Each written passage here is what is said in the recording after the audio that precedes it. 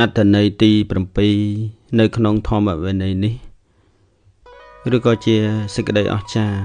ជាហេតុដែលកម្រនឹងកើតមាននៅក្នុងធម្មវិន័យគឺធម្មវិន័យនេះមានរតនៈដែលជាគ្រឿងរំលត់នៅសេចក្តីទុក្ខច្រើនយ៉ាងមិនមែនមានតែរតនៈមួយយ៉ាងនោះទេរតនៈនៅក្នុងធម្មវិន័យនេះមានច្រើនមានព្រះពុទ្ធ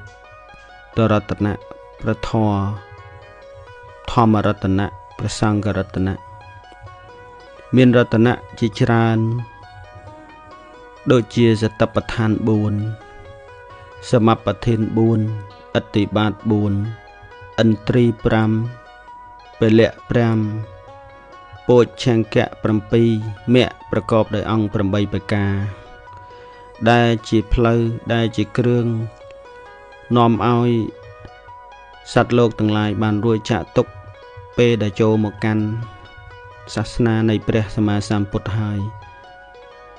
គឺមានរតនៈច្រើនមិនមែនមានតែរតនៈមួយយ៉ាងដូចនៅក្នុងមហាសមុទ្រតែមានរតនៈច្រើនប្រការមិនមែនមានតែរតនៈតែមួយនោះទេមានកែវមុក្តាកែវមณีកែវប្រពៀតសាំងមាសប្រាក់ត្បូងទទឹមនិងកែវជាច្រើនដែលជារតនៈនៅក្នុងមហាសមុទ្រមិនមែនមានរតនៈតែមួយនោះទេយ៉ាងណាមិញនៅក្នុងធម្មវិន័យនេះមានរតនៈច្រើនយ៉ាងដែលជាផ្លូវទៅកាន់ព្រះនិព្វានដែលជាទីជ្រះថ្លារបស់សាវកទាំងឡាយដែលចូលមកកាន់សាសនានេះមានសតិប្បដ្ឋាន4សមបដ្ឋាន4អិទ្ធិបាត4ឥន្ទ្រី